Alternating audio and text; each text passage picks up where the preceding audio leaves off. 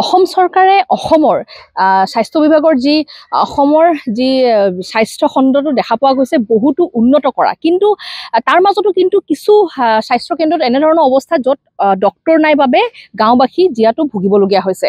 মই বৰ্তমান উপস্থিত আছোঁ বাৰেকুৰিত, আৰু বাৰেকুৰিৰ বৰ্তমান দেখুৱাইছোঁ বাৰেকুৰি ক্ষুদ্ৰ প্ৰাথমিক স্বাস্থ্য কেন্দ্ৰ যি দীঘলখাকু গাঁৱত আছে। এই মুহূৰ্তত এইখন স্বাস্থ্য কেন্দ্ৰত কিন্তু জানিব পৰা মতে কোনো ধৰণৰ ডক্টৰ এই মুহূৰ্তলৈকে নিযুক্তি দিয়া হোৱা নাই। ফাৰ্মাচিষ্টজন আছে যদিও এতিয়া বৰ্তমান তেওঁ নাই, কিন্তু এটা কথা ক'ব লাগিব যে এগৰাকী নাৰ্ছ, আচলতে নাৰ্ছে এই যি বাৰেকুৰি ক্ষুদ্ৰ প্ৰাথমিক স্বাস্থ্য কেন্দ্ৰখন চলাই আছে বুলি ইতিমধ্যে গাঁওবাসী অভিযোগ, যাৰ বাবে আমি আহি উপস্থিত হৈছোহি। আৰু এটা কথা ক'ব লাগিব, যিহেতু বিশ্ববিখ্যাত এই বাৰেকুৰিত আচলতে এই যি বাৰেকুৰি ক্ষুদ্ৰ প্ৰাথমিক স্বাস্থ্য কেন্দ্ৰৰ এনে অৱস্থা হোৱাৰ বাবে আচলতে যি গাঁওবাসী আছে যিহেতু ভুগিবলগীয়া হৈছে, তেওঁলোকৰ কিছু অসুবিধাৰ তেওঁলোকে সন্মুখীন হৈছে। তেওঁলোকৰ যিকোনো যদি বেমাৰ আজাৰ হয় তেনেহ'লে কিন্তু বাৰেকুৰি স্বাস্থ্য যিটো আমি ইয়াত বৰ্তমান ক্ষুদ্ৰ প্ৰাথমিক স্বাস্থ্য কেন্দ্ৰক দেখুৱাইছোঁ, ইয়াত আহি আচলতে যিহেতু ডক্টৰ নাথাকে, যাৰ বাবে তেওঁলোকক কিন্তু বহুত দূৰণিপতীয়া যাত্ৰা কৰিবলগীয়া হয়, তিনিচুকীয়ালৈ যাবলগীয়া হয়, আৰু তিনিচুকীয়াত গৈ তেওঁলোকে চিকিৎসা কৰাবলগীয়া পৰিস্থিতি সন্মুখীন হয়। তাৰ বাবে কিন্তু এই যি গাঁৱত বহুত বৰ্তমান দেখা পোৱা গৈছে যে সকলোৰে মনত চিন্তা হৈ পৰিছে যে যদি কাৰোবাৰ এনেধৰণৰ বেমাৰ হয় তেনেহ'লে কি কৰিব। আচলতে আজিলৈকে এজন ডক্টৰ নাই, যিহেতু স্বাস্থ্য কেন্দ্ৰৰ যিসমূহ আছে অসম চৰকাৰে বহুত উন্নত কৰিব চেষ্টা কৰিছে, কিন্তু তাৰ মাজতো কিছু স্বাস্থ্য কেন্দ্ৰত এনেধৰণৰ ঘটনা সংঘটিত হৈ আছে। তোমাৰ ওচৰলৈ আহিছোঁ, গাঁওবাসী হিচাপে কি ক'বা, যিহেতু আজিলৈকে এটা ডক্টৰ ইতিমধ্যে নিযুক্তি দিয়া নহ'ল?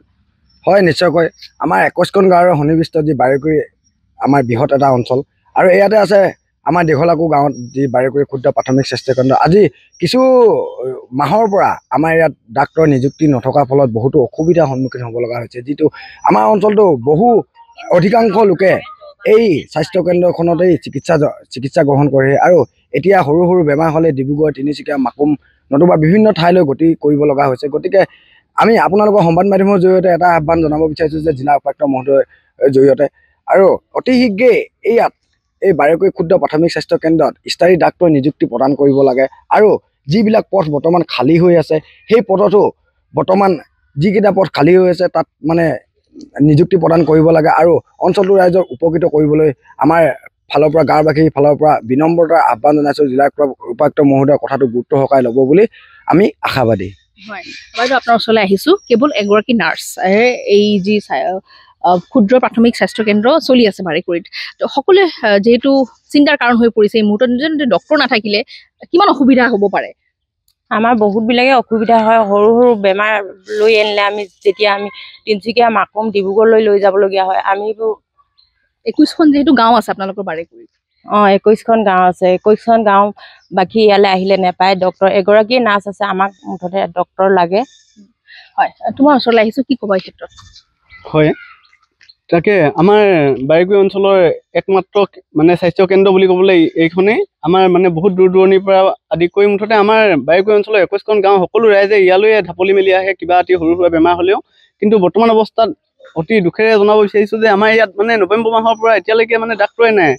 মানে ইয়াত এতিয়া আমাৰ বহুত দূৰ মানে ইয়ালৈ অহা মানে ৰোগীসকল বহুত দূৰ দূৰণিলৈ যাবলগীয়া হৈছে, ইমান ওচৰতে স্বাস্থ্য কেন্দ্ৰখন থকা স্বত্বেও। তাকে আপোনালোকৰ সংবাদ মাধ্যমৰ ফালৰ পৰা আমাৰ অনুৰোধ যে জিলা উপায়ুক্ত মহোদয়ে আমাৰ ইয়াত এজন মানে স্থায়ী ডক্টৰ নিযুক্তি দিব লাগে অতি সোনকালে, লগতে ফাৰ্মাচিষ্টকে আদি কৰি বহুকেইটা পদ বৰ্তমান খালী হৈ আছে, সেইকেইটা পদো যাতে অতি সোনকালে নিযুক্তি দি আমাৰ মানে এই চিকিৎসালয়খন মুঠতে উন্নত কৰিব লাগে। হয়, নিশ্চয়কৈ। যিহেতু এটা কথা ক'ব লাগিব, আমি বহুত সময় বাতৰি দেখাই থাকোঁ যে তিনিচুকীয়া জিলাখনত কিন্তু এইবাৰ যিহেতু সুনাম কঢ়িয়াবলৈ যত্ন কৰিছে, যিহেতু প্ৰায় 15টাকৈ স্বাস্থ্য কেন্দ্ৰ, উপস্বাস্থ্য কেন্দ্ৰ, PHC, মিনি PHC ইতিমধ্যে ৰাষ্ট্ৰীয় পৰ্যায়ৰ এৱাৰ্ড ল'বলৈ সক্ষম হৈছে। কিন্তু তাৰ পৰিপ্ৰেক্ষিতত আমি আৰু আন এটা আমি বৰ্তমান এটা দিশ দেখুৱাইছোঁ যে আৰু এখন স্বাস্থ্য কেন্দ্ৰ যিটো বাৰেকুৰিতে ইতিমধ্যে ক্ষুদ্ৰ প্ৰাথমিক স্বাস্থ্য কেন্দ্ৰত আমি উপস্থিত হৈছোঁ। ইয়াৰ কিন্তু যাৰ জন্য অৱস্থা যদিও গোটেইখিনি ইয়াত চাফ চিকুণৰে তেওঁলোকে খুব সুন্দৰভাৱে মেইনটেইন মেইনটেইন কৰি ৰাখিছে কিন্তু এজন যিটো ডক্টৰ আজিলৈকে নিযুক্তি দিয়া নহ'ল এজন চিকিৎসক তাৰ লগতে ক'ব লাগিব কেৱল এগৰাকী নাৰ্ছে এই সম্পূৰ্ণ যি ক্ষুদ্ৰ প্ৰাথমিক কেন্দ্ৰখন চোৱা চিতা কৰিছে আৰু বাৰেকুৰিবাসী ৰাইজ যিহেতু 21খন গাঁও মিলি আচলতে এই বাৰেকুৰি বুলি কোৱা হয় বিশ্ববিখ্যাত আচলতে বাৰেকুৰি কিন্তু বাৰেকুৰিত এই মুহূৰ্তত কিন্তু যি চিকিৎসা খণ্ড যদি আমি চাবলৈ যাওঁ একমাত্ৰ যি চিকিৎসা কেন্দ্ৰ ইয়াত কিন্তু কোনো ধৰণৰ ডক্টৰ বা দৰৱ পাতি যদিও আছে কিন্তু ডক্টৰ এজনৰ খুবেই অভাৱ বা খুবেই প্ৰয়োজন ইতিমধ্যে জানিব পৰা গৈছে আৰু সেয়া অনুপাতে আমি নিউজ 18 ফালৰ পৰা আহি এইখন স্বাস্থ্য কেন্দ্ৰৰ অৱস্থা দেখুৱাইছো লগতে চৰকাৰক লগতে জিলা যি তিনিচুকীয়া জিলা প্ৰশাসনক ইতিমধ্যে এক দৃষ্টিগোচৰ কৰি দিয়া হৈছে অতি সোনকালে যাতে এই সমস্যাখিনি যাতে তেওঁলোকে সমাধান কৰে আপুনি বিচৰা বাতৰি পাব কেৱল নিউজ 18 এপত নিউজ 18 এপ ডাউনলোড কৰিবলৈ স্ক্যান কৰক এই QR কোড গুগল প্লে ষ্টৰতো পাব এই নিউজ 18 এপ